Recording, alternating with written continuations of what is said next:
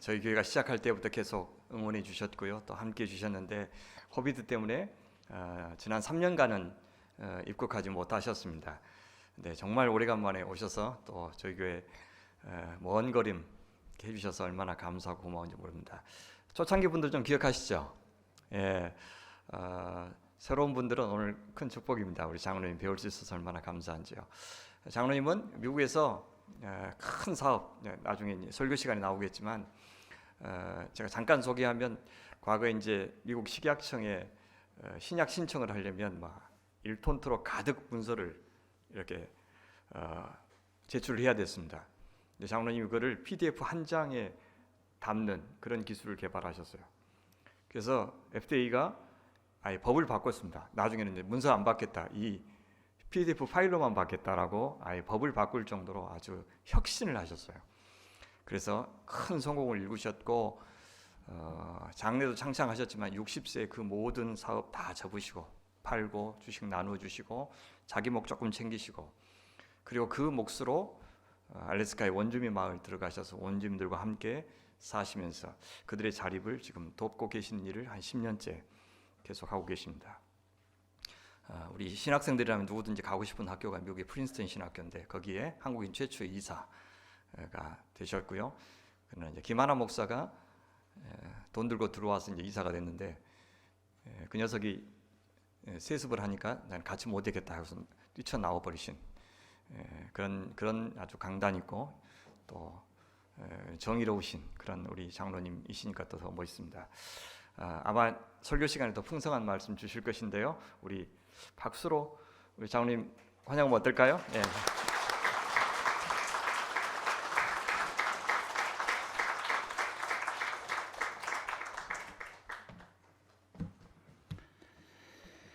목사님이 저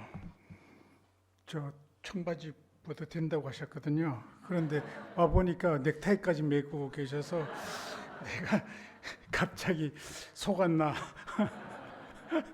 하는 생각을 하게 되었습니다. 하여튼 반갑습니다.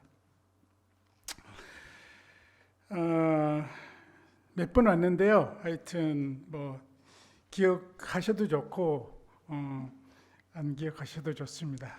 안 기억하시는 분한테는 제가 고맙죠.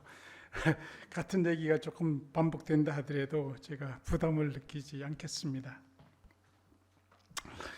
여러분은 구원의 확신에 대한 질문을 받아본 적이 있습니까? 여러분 언제 구원을 받았습니까? 여러분은 죽어서 천국 가는 것을 확신하십니까? 그런데 여러분은 존재의 확신에 대한 질문을 받아본 적이 있습니까? 여러분은 왜 이 세상에 존재합니까? 여러분 죽어서 천국 가기 위해서 이 세상에 존재합니까? 2010년 8월 6일은 나에게 특별한 날입니다. 내가 왜 그동안 존재해 왔으며 앞으로 무엇을 위해서 존재해야 되는지를 깨달은 날이기 때문입니다. 나의 과거의 모든 성공과 실패, 기쁨과 아픔, 이 모든 것들이 한 정점을 향해서 움직였음을 저는 깨닫게 되었습니다. 그리고 앞으로 무엇을 위해서 내가 살아가야 될지를 알게 되었습니다. 바로 캐나다 원주민입니다. 이 깨달음 나에게 엄청난 축복이었습니다.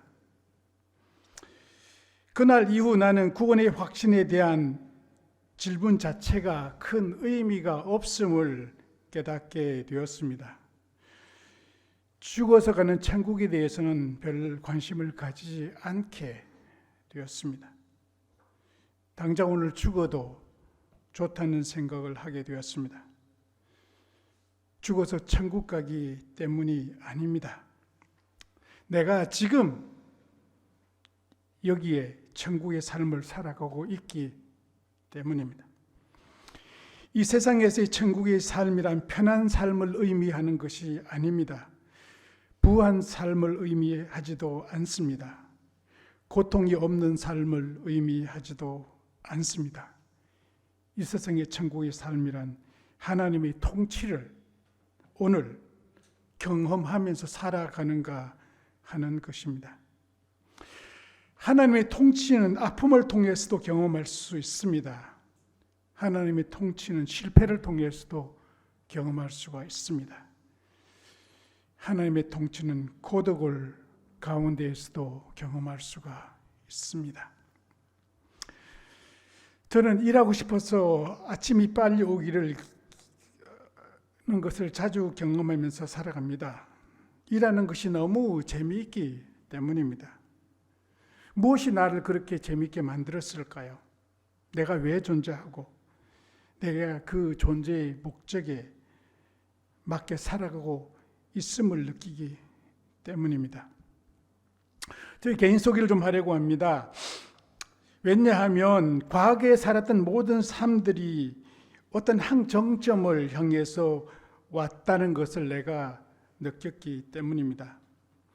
여러분, 요셉의 삶도 그리했습니다.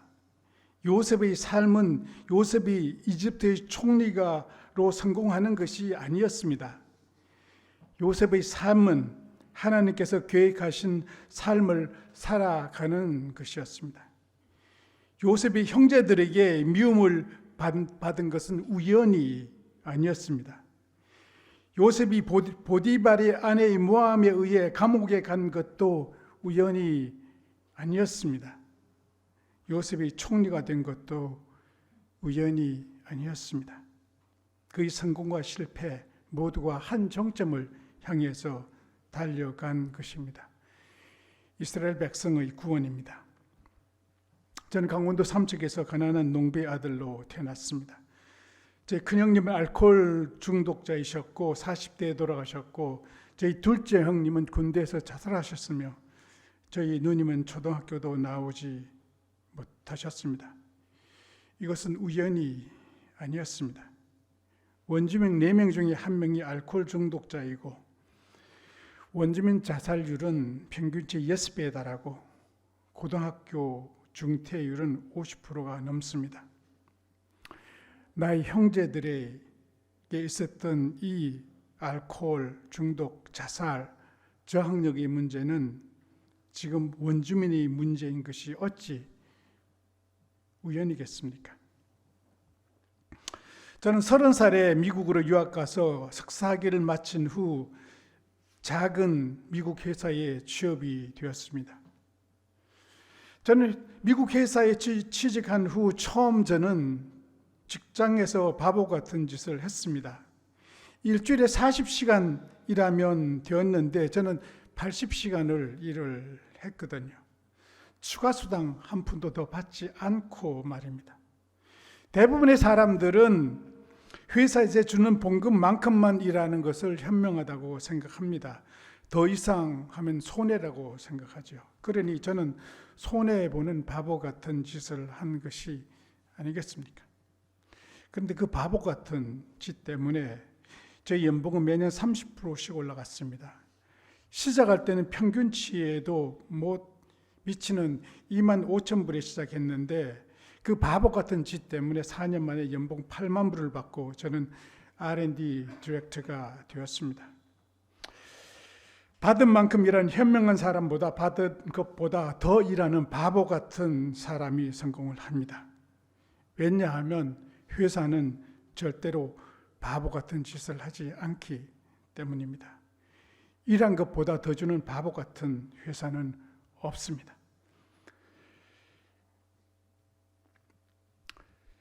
저는 35살의 나이에 이미지 솔루션스라는 회사를 집에서 혼자 창업을 했습니다. 창업에는 믿음이 필요합니다. 믿음의 조상 아브라함도 창업을 했습니다. 그는 갈 곳도 알지 못하고 고향을 떠났습니다. 창업이란 바로 그런 것입니다. 갈 곳을 자세히 알지 못하는 것이 바로 창업입니다. 나도 비즈니스에 대한 자세한 것을 모르고 창업을 시작했습니다. 내가 만약 창업 후 일어나는 모든 것을 알았더라면 저는 아마 창업을 하지 않았을 가능성이 높습니다.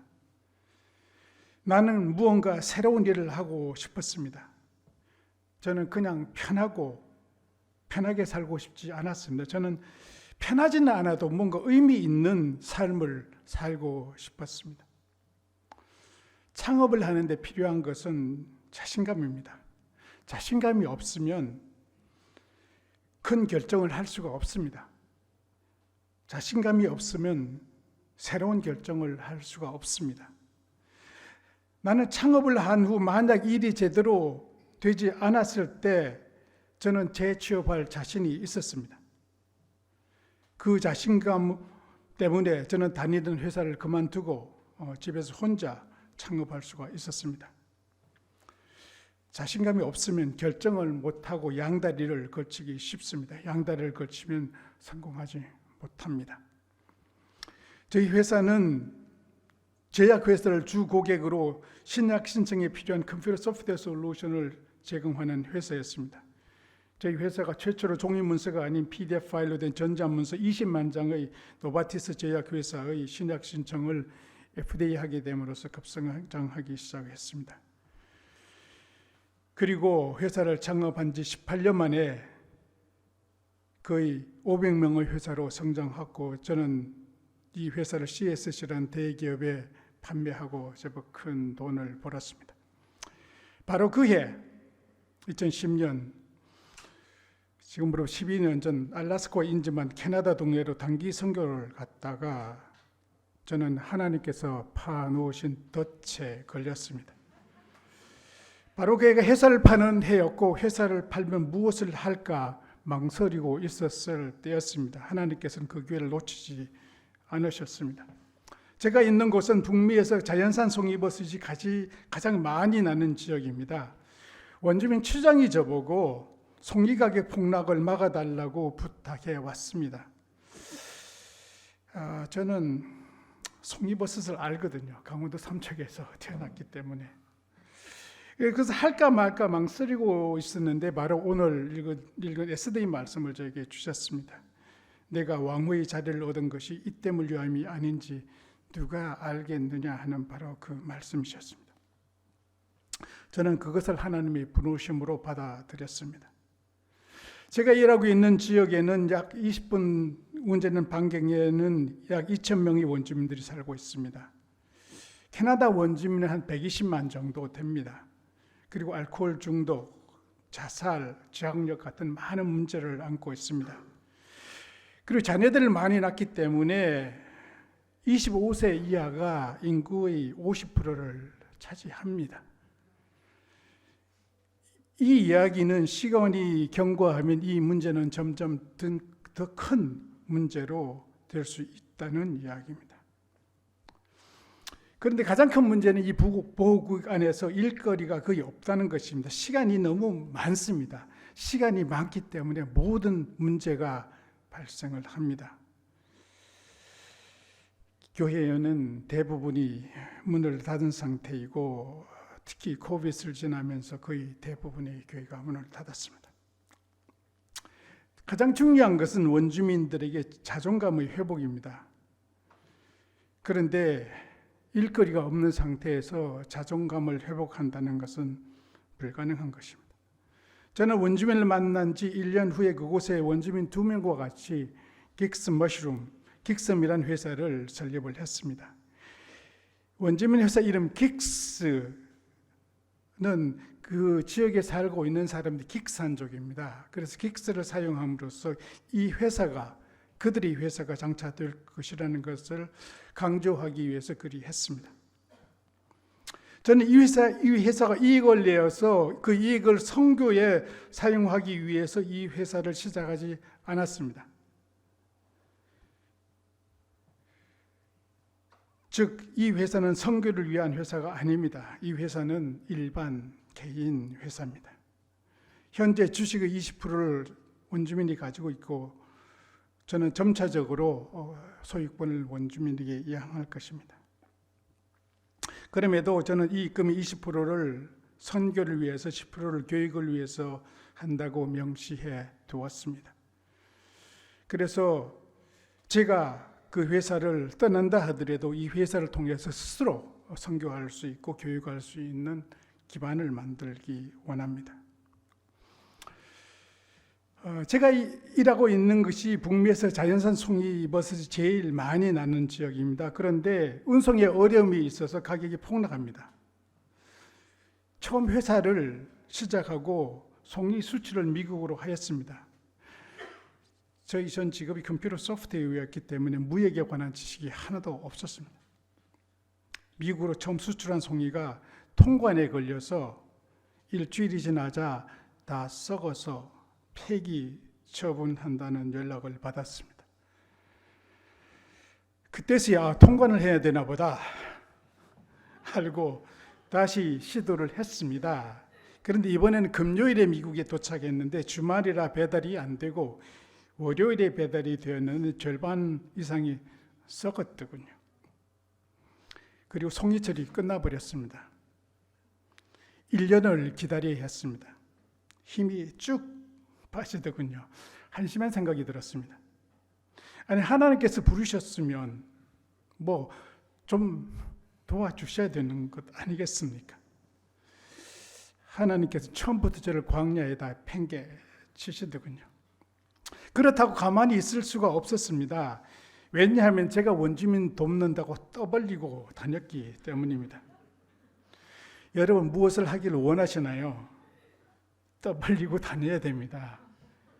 그 이유는 간단합니다.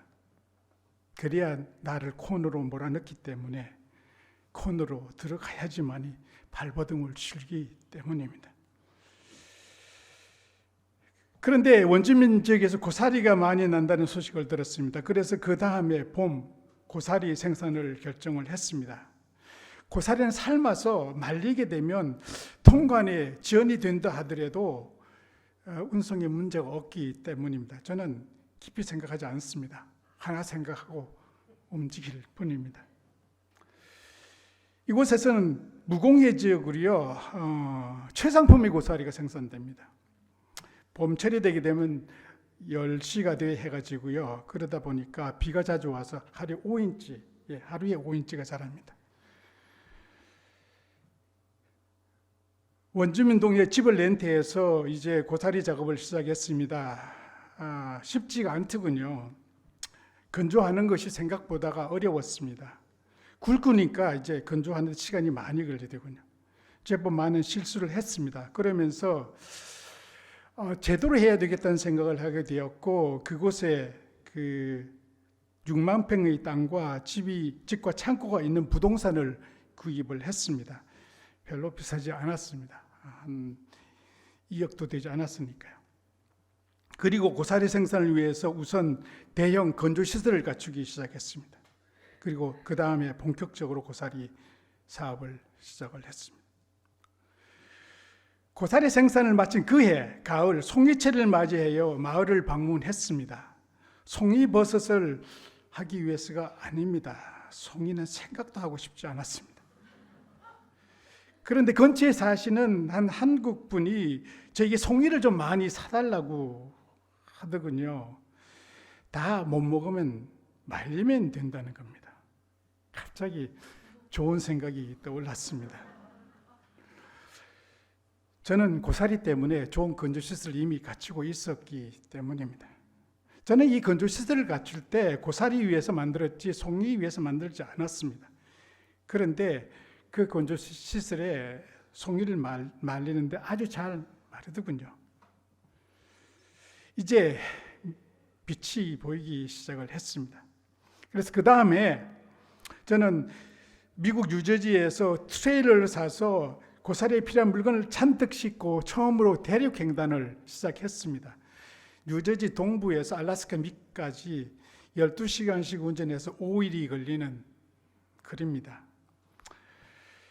그런데 이제 그 노스다코다 국경을 지났는데 이번에는 제가 짐을 많이 가져가니까 막 질문이 시작되는 거예요.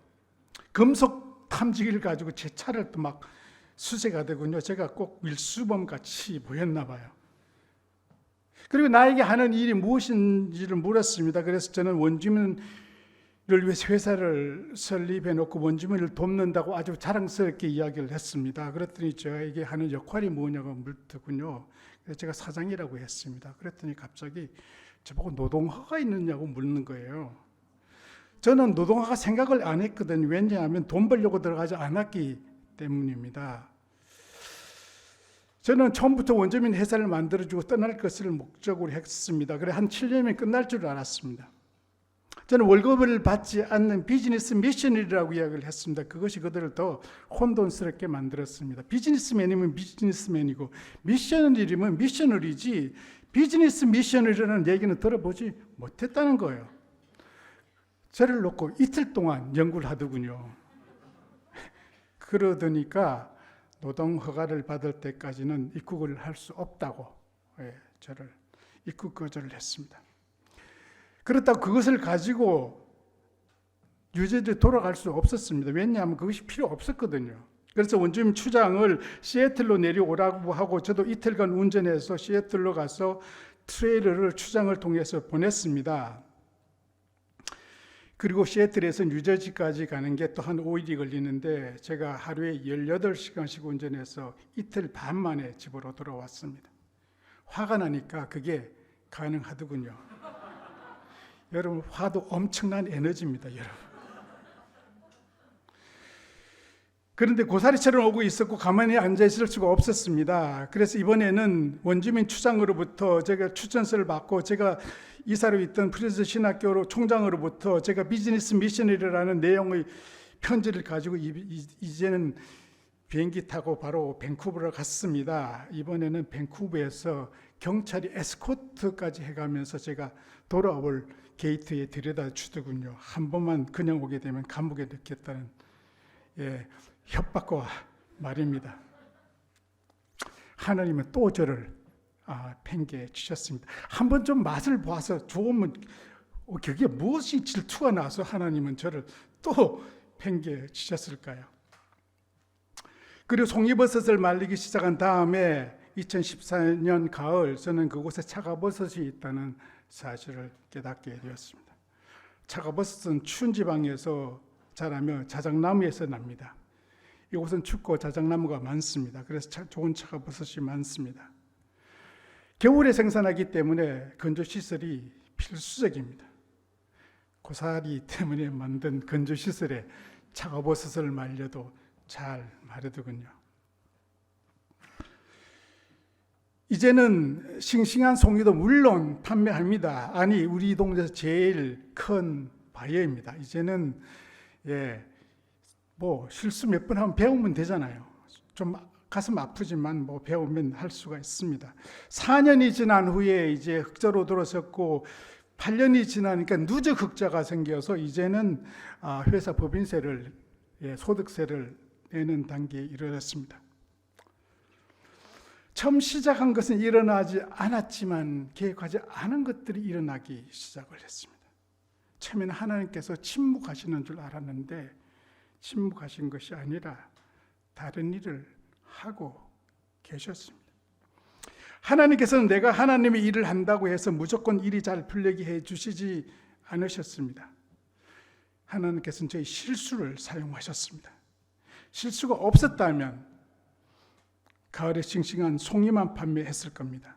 그런데 제 실수 때문에 고사리를 하게 되었고 건조 송이도 하게 되었고 차가버섯도 하게 되었습니다.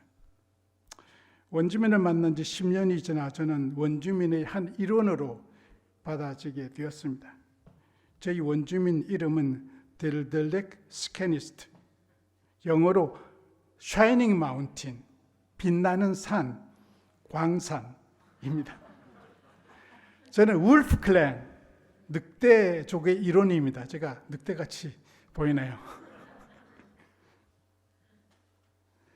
그리고 회사를 시작한 지 11년이 지난 올해 5월부터 같이 일할 동력자 선교사가 일하기 시작했습니다. 제 이름이 김진수입니다. 그의 이름은 서진수입니다. 그 영어 이름은 스티브 서이고요. 제 아들 이름이 스티븐 김입니다. 나이도 저희 아들 나이와 같습니다. 제 딸 이름이 김은혜인데 그의 아내 이름은 황은혜입니다. 그에게는 두 딸이 있고 나의 아들에게도 두 딸이 있는데 나이가 비슷합니다. 그런 나를 유혹 할아버지라고 부릅니다. 예, 우연치고는 너무 우연인가요? 근데 그 우연보다 저는 그와 같이 일하는 것이 너무 재미있습니다. 서로의 마음을 이해하기 때문에 일하는 것이 손발이 탁탁 맞아 들어가면요, 진짜 일 재미있습니다. 이제 저에게 자유의 시간이 생겼습니다. 자유의 시간이 생겼다고 해서 저는 놀 줄을 모릅니다. 노는 것이 재미가 별로 없어요. 제가 일하다 보면요, 한 피곤하게 되면 이제 들어와서 유튜브를 보는데, 유튜브가 아니고 저 넷플릭스를 보는데 20분 보게 되면요, 지루해요. 그래서 일하고 싶어서 다시 일하러 갑니다. 예. 저는 일하는 게 너무 재밌습니다. 그런데 새로운 꿈을 꾸기 시작을 했습니다. 그들에게 가장 필요한 것이 무언가를 생각하다가 그곳에서는 목재가, 너무 좋은 목재가 많이 납니다. 그래서 이제 목재 비즈니스를 시작했고요. 이제 지난주에 이제 제조소에 들어올 제재기가 소밀이 이제 들어왔습니다. 예, 이제 또 새로운 시작이 되는데, 제가 이것 때문에 제가 앞으로 15년을 더 살아야 가야 할 이유가 생겼으면 제가 80까지는 살아야 됩니다. 전에는 죽어도 좋다고 생각했는데, 아니, 이제는 80까지 살아야 되겠습니다. 저는 이 일이 쉽지 않다는 것을 알고 있습니다. 그런데 지나가 보니까 막히면 다시 일이 나오더라고요. 그래서 저는 무조건 되고 그냥 갑니다. 자세한 플랜 없이 갑니다. 나는 그것을 통해서 원주민들에게 플래닝만 할 것이 아니라 움직이라는 것을 보여주고 싶은 거예요. 여러분은 어떻게 하나님의 은혜에 대해서 경험을 하십니까? 우리는 흔히 하나님의 은혜를, 우리의 죄를 용서하고 우리를 축복해 주신 것을 하나님의 은혜로 생각할 수 있습니다. 그런데 나에게 있어서 하나님의 은혜는 내가 실수를 해서 잘못을 했는데 그 실수가 실수로 끝나지 않고 새로운 시작이 되게 하셨다는 것입니다. 다윗 왕은 의 가장 큰 실수는 아마도 밧세바 사건일 것입니다. 그는 그의 충실한 장수 우리아의 아내인 밧세바와 부적절한 관계를 가졌습니다. 그리고 그 사건을 은폐하는 과정에서 그의 충실한 장수 우리아를 죽였습니다. 가장 큰 다윗의 실수였을 것입니다. 그런데 그 사건은 실수로 끝나지 않았습니다. 그 실수는 다윗에게 새로운 출발점이 되게 하였습니다. 다윗에게는 큰 하나님의 은혜였죠. 그 실수가 없었다면 아마 우리가 존경하는 그러한 다윗 왕은 없었을 가능성이 높습니다. 성경은 수많은 곳에서 다윗 왕과 다른 왕을 비교하면서 그 조상 다윗과 같이 정직히 행하지 아니하고 라고 말하고 있습니다. 밧세바 사건만 보면요, 다윗은 정직하지 않았습니다. 그는 그 순간 하나님이 보고 계신다고 생각하지 못했습니다. 그러나 다윗은 밧세바 사건을 통해서 하나님께서 자기 모든 것을 보고 있다는 사실을 절실히 느끼게 된 것입니다. 실수를 하면 실패로 끝나야 되는 것이 정상 아니겠습니까? 그런데 그것이 새로운 시작이 되게 하셨다면 그것을 은혜 말고 무슨 말로 우리가 표현할 수 있겠습니까? 저도 엄청난 하나님의 은혜를 경험하면서 살아왔습니다. 내가 실수를 했는데 그것이 실패로 끝나지 않고 새로운 시작이 되게 하셨습니다. 저는 대학 교수가 되기 위해서 서울대학교에 3번이나 시도했는데 3번 다 실패를 했습니다. 그래서 무언가 새로운 것을 찾다가 한국전력에서 컴퓨터를 접하게 되었습니다. 그것이 새로운 시작이 되었습니다. 삼수하니 갑자기 생각이 또 하나 나더군요. 제가 또 한 가지 삼수를 한 게 있는데요. 제가 장로를 삼수했습니다. 제가 첫 번째 장로 후보로 나왔을 때는 저는 기대하지 않았습니다. 제가 40대 중반의 장로가 됐으니 기대하지 않았어요. 그냥 별로 문제가 되지 않았습니다. 그 다음에 다시 장로 후보로 나왔는데 다시 떨어지고 나니까 조금 창피하더군요. 좀 은근히 기대를 했거든요. 그런데 떨어진 것을 자세히 보게 되면 다른 사람의 보기에는 아직도 내가 준비가 덜 됐다는 이야기가 아니겠습니까? 그래서 더 열심히 노력했습니다. 주차장 봉사도 했고요, 제가. 새벽 기도도 안 나가던 새벽 기도도 나가기 시작을 했고요, 제가. 저를 더 열심히 하게 만들었습니다.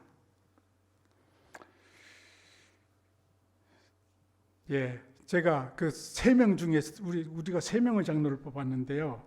이제 한 명은 보통 한 분이 1년 하고 이제 사임을 하는 바람에 2년, 우리는 3년 텀입니다. 이제 미국 장로의 3년 텀이고, 그런데 그래서 3명을 뽑는데 3년짜리에 해당하지 못하고 제가 맨 꼴찌여서 2년 텀 장로가 되었습니다.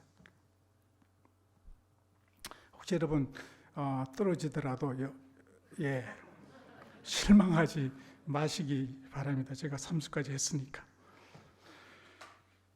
그리고 저는 이제 아까 말씀하셨지만 송이 수출에 실패를 해서 결국은 그것 때문에 막혔는데 그것이 오히려 새로운 시작이 되게 하셨습니다. 나의 삶은 하나님의 은혜의 삶입니다. 그런데 하나님께서 나에게 주신 축복을 어찌 나 자신만을 위해서 제가 사용할 수 있겠습니까? 하나님께서 나를 잘 먹고 편하게 살라고 나에게 은혜를 베풀어 주지 않으셨습니다. 하나님께서는 내가 도움이 필요한 사람을 도우라고 나에게 은혜를 베풀어 주셨습니다. 그래서 나누는 삶이 전혀 어렵지 않습니다. 왜냐하면 그것이 하나님의 은혜임을 내가 알기 때문입니다. 인생을 지나가다 보니까 인생은 점과 같은 우연한 사건들로 구성이 되어 있더군요. 그런데 지나가서 다시 과거를 되돌아보면 이 점들이 이어져서 선을 이루기 시작을 하더군요. 그 이유가 분명해지면서 이야기로 변하는 것을 저는 경험했습니다. 저는 우연히 시골에서 태어난 줄 알았습니다. 저는 우연히 우리 현영님이 알코올 중독이 된 줄 알았습니다. 저는 우연히 제 의지로 미국에 간 줄 알았습니다. 저는 우연히 단기 선교를 캐나다로 간 줄 알았습니다. 저는 우연히 추장을 만난 줄 알았습니다. 그런데 그것이 우연이 아니었습니다. 이 우연과 같은 사건들이 모여서 선을 이루고요, 이야기를 만들게 된 것입니다. 그러므로 우리가 낭망하지 말아야 할 이유는 바로 여기에 있습니다. 하나님 안에서의 삶은 우연을 가장한 하나님의 수많은 계획들로 이루어져 있기 때문입니다. 저는 원주민 회사 긱섬을 운영하면서 핵심가치 3가지를 정했습니다. 첫 번째는 인테그리티, 정직이고요. 두 번째는 쉐어링, 나눔이고, 세 번째는 인디펜던시, 자립입니다. 정직에 대해서 좀 이야기를 하겠습니다. 왜냐하면 정직은 우리 크리스천 삶에서 우리가 하나님의 임재를 표현할 수 있는 가장 좋은 방법이기 때문입니다. 여러분은 어떨 때 정직하지 않은가요? 내가 하는 일을 아무도 보고 있지 않다고 생각할 때 우리는 정직하지 않습니다. 그런데 우리가 하나님을 믿는다면 하나님께서는 우리가 하는 모든 것을 보고 계십니다. 그런데 어떻게 우리가 정직하지 않을 수가 있겠습니까? 정직에는 구체적으로 나는 알고 있지만은 상대방이 모르고 있는 것을 그의 입장에서 해주는 것이 저는 정직이라고 생각하고 있습니다. 제가 구체적인 이야기를 한번 드리겠습니다. 제가 2010년 회사를 매각할 때의 이야기입니다. 저는 회사를 사려고 하는 회사와 구체적인 가격 논의를 하고 있었습니다. 회사 지분을 가지고 있던 한 회사 간부가 사임을 한 상태이고 그는 그 지분을 다시 회사에 팔기를 원했습니다. 그런데 그가 요청하는 가격은 내가 지금 팔려고 하는 가격의 절반도 되지 않는 그런 가격이었습니다. 제가 그것을 사든가 아니면 충분히 지인에게 소개시켜 줄 수가 있었습니다. 그런데 나는 그의 입장에서 생각을 해보았습니다. 그가 한 6개월 후에 자기가 받은 가격이 절반도 되지 않았을 때 어떤 기분일까? 자기가 요청했으니까, 그리고 회사 파는 것이 비밀 사항이니까 나에게 뭐라고 대들지는 못하겠지만 기분 참 나쁘겠다는 생각에 도달했습니다. 그래서 내가 자세한 이야기를 할 수 없는 상황인데 그냥 가지고 있으라고 얘기를 했습니다. 그리고 그는 6개월 후에 자기가 원했던 가격 2배 이상을 받았습니다. 정직이란 상대방이 모르고 있고 나만 알고 있는 것을 상대방의 입장에서 해주는 것입니다. 그렇게 함으로써 상대방을 무장해제시키고요, 나를 신뢰하도록 만드는 것이 바로 정직입니다. 왜 정직하지 못한가요? 금전적으로 손해가 된다고 생각하기 때문입니다. 정직을 지킨다는 것은요, 손해를 봄을 의미합니다. 손해 보지 않고 정직할 수가 없습니다. 여러분, 돈이 있는 곳에 마음이 있지 않던가요? 여러분, 돈 어디 쓰는 걸 보게 되면 그 사람들이 마음이 어디 있는지를 압니다. 제가 한때 골프를 되게 많이 아마존을 통해 샀는데요, 마음이 어디가 있었을까요? 골프가 있었습니다. 지금요, 그 나무 자란 툴을 엄청나게 삽니다. 마음이 어디가 있을까요? 나무에가 있습니다. 돈이 어디에 쓰는 거 보면 그게 마음이 어디인가에 있는 것을 알 수가 있듯이, 금전적으로 손해를 본다는 이야기는 다르게 말하면 마음을 준다는 이야기입니다. 마음을 받은 사람은 그대로 있지 않습니다. 언젠가는 마음을 돌려주려고 노력을 합니다. 저희 회사가 전에 있던 회사도 그렇고 지금 있는 회사도 그렇지만은 회사 가치의 가장 중요한 것을 인테그리티, 정직으로 삼고 살아왔기 때문이라고 저는 확신합니다. 노력하는 것이 덧셈이라면요, 정직은 곱셈입니다. 아무리 큰 숫자라고 하더라도 곱하기 0 하면 0이 되지 않습니까? 그동안 아무리 열심히 일해 놓았다 하더라도요, 곱하기 0 하면 0이기 때문에 한순간에 무너진다는 이야기입니다. 정직하지 않으면 한순간에 무너집니다. 우리는 우리 주위에 너무나 많은 사람들이 하루아침에 무너지는 것을 경험합니다. 리더십이 없어서도 아닙니다. 능력이 없어서도 아닙니다. 정직하지 않기 때문입니다. 어떤 한 교회는 세습을 하지 않는다고 공개적으로 했습니다. 아들 목사도 안 한다고 했고 아버지 목사도 안 한다고 했습니다. 신문에도 안 한다고 했습니다. 제가 이사로 있던 프린스턴 신학교 총장에게도 안 한다고 했습니다. 그리고 세습을 했습니다. 안 하겠다고 해놓고 했으면 왜 마음이 바뀌었는지 정도는 설명해야 하는 것 아닙니까? 저는 세습이 옳고 그름을 따지는 게 아닙니다. 하나님 앞에서 정직하지 않음을 저는 말하고 있는 것입니다. 실수를 마이너스로 한다면 대부분의 사람들은 그 실수를 커버하기 위해서 덧셈을 사용합니다. 더 노력을 하는 것이지요. 그런데 마이너스를 플러스로만 또 한 가지 방법이 있는 것 아십니까? 마이너스 곱하기 마이너스. 이게 마이너스 곱하기 마이너스 뭔가요? 마이너스인가요?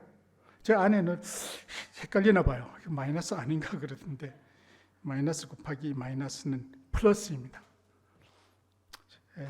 초등학교도 좋은 학교 나와야 됩니다. 무슨 이야기냐면 마이너스는 내가 실수를 해서 한 것이 마이너스이고 곱하기 마이너스를 하라는 얘기는요, 상대방이 모르고 있는 것까지 다 미리 상대방에게 이야기하라는 것입니다. 그리고 손해배상 요구를 하지 않았는데 손해배상을 먼저 하라는 이야기입니다. 제가 에봇이라는 제약회사와 파이즈라는 제약회사에 그렇게 했습니다. 그 통하더군요. 그리고 저희 가장 큰 두 고객이 되었습니다. 우리는 사람 에게만 정직한 것이 아니라 하나님 앞에서 정직해야 합니다. 사람 앞에서 정직한 것과 하나님 앞에서 정직한 것이 무엇이 다를까요? 우리는요, 사람의 속셈을 모릅니다. 그런데 하나님께서는 우리의 속셈을 알고 계십니다. 하나님 앞에 정직하다는 이야기는 의도까지 정직하다는 이야기입니다. 꼼수가 없다는 이야기입니다. 캐나다 원주민을 점령한 백인들은 하나님께 정직하지 않았습니다. 그들은 숨은 의도를 가지고 원주민에게 무료로 돈을 주기 시작을 했습니다. 그 무료로 준 돈이 원주민을 무기력하게 만들어 버렸습니다. 하나님 앞에 정직하십시다. 그런데 이것은 하나님께서 나를 지금 보고 계신다고 인식할 때만 가능한 것임을 우리는 알아야 됩니다. 이제 어느 정도 설교를 마무리 지으려고 합니다. 여러분, 마태복음 25장에는 여러분이 잘 알고 계신 달란트의 비유가 나옵니다. 주인이 멀리 떠나기 전 종 셋을 불려서 한 종에게 금 5달란트, 다른 종에게 금 2달란트, 또 한 종에게 금 1달란트를 맡기고 떠납니다. 올해는 주인이 들어왔을 때 5달란트 받은 종은 5달란트를 남겼고 2달란트 받은 종은 2달란트를 남겼으며, 그리고 1달란트 받은 종은 그 1달란트를 땅에 묻어 두었다가 그대로 바칩니다. 그때 주인은 이 1달란트 받은 종에게 악하고 게으른 종이라고 책망하셨습니다. 저는 이 말이 솔직히 이해가 가지 않았습니다. 게으르다는 말은 좀 이해가 갔습니다. 왜냐하면 이익을 남겨야 할 종이 이익을 남기지 않고 땅에 묻어두었으니까 게으른 것이죠. 그런데 악하다는 말은 좀 이해가 가지 않았습니다. 그것이 악한 행동입니까? 저는 지나치다고 생각했습니다. 전 그렇다면 가실 때 뭐를 하라고 하고 떠나시든가, 가실 때는 아무 말 없이 그냥 돈만 주고 떠났는데, 그렇다고 잃어버린 것도 아닌데 악하다니요. 그래서 저는 신명기 15장에 나오는 면제인의 말씀을 읽다가 공통점을 찾게 되었습니다. 신명기 15장 9절에는 삼가 너는 마음에 악한 생각을 품지 말라. 곧 이르기를 7째 면전이 가까이 왔다 하고 내 궁핍한 형제를 악한 눈으로 바라봐 아무것도 주지 아니하면 그가 너를 여호와께 호소하리니 그것이 내게 죄가 되리라 라고 하셨습니다. 면제는 매 7년마다 오는 그 이스라엘의 규례입니다. 그래서 면제는 오게 되면 빚을 면제해 주는 것이거든요. 면제니 가까이 온다는 이야기는 받을 가능성이 희박해진다는 이야기가 아니겠습니까?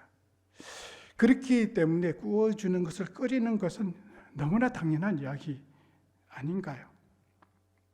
리스크 매니저 하는 것이죠. 은행에서 융자식 담보 잡는 것과 별로 차이가 없습니다. 그런데 그런 생각을 하는 것을 하나님께서는 악하다고 하셨고 그 행위를 죄라고 하셨습니다. 저는 이 두 가지 말씀을 통해서 우리가 생각하고 있는 악한 것과 하나님께서 정의하는 악한 것이 다르다는 결론에 도달하게 되었습니다. 우리는 남에게 해를 끼치는 것을 악하다고 하지만 하나님께서는 우리가 해야 할 일을 하지 않는 것을 악하다고 하셨습니다. 그러므로 임무를 받은 사람이 임무를 수행하지 않는 것이 악하다고 하셨습니다. 이익을 남겨야 할 이 종이 이익을 남기지 않는 것을 악하다고 하셨습니다. 면전이 가까이 왔다 하고 궁핍한 형제에게 아무것도 주지 않는 것을 죄라고 하셨습니다. 그러면 왜 하나님께서는 그것을 악하다고 하셨을까요? 우리 모두는 이 세상에 살다가 구원받고 천국 가기 위해서 이 세상에 오지 않았습니다. 우리는 뭔가 하기 위해서 이 세상에 보냄을 받았습니다. 토기장이가 토기를 만들 때는 반드시 사용할 이유가 있기 때문입니다. 하나님께서도 우리 각자를 특별한 목적을 가지고 창조하셨습니다. 그런데 그 목적에 맞지 않게 살아가는 것은 창조의 낭비 아니겠습니까? 창조의 낭비는 하나님의 관점에서 보실 때 악한 것이라는 이야기입니다. 우리가 해야 할 하지 않는 것을 악한 것이라는 것을 알고 우리는 이 삶을 하나님께서 창조한 목적에 맞게 살아가야 합니다. 다 같이 기도하시겠습니다. 은혜의 하나님, 우리가 실수를 했음에도 불구하고 그 실수가 실수로 끝나지 않고 새로운 시작이 되게 하셨음을 감사합니다. 우리가 하는 일에 하나님께서 함께 하시고 그 모든 것이 하나님의 은혜로 됐다는 것을 고백할 수 있는 것을 허락해 주십시오. 예수님 이름으로 기도합니다.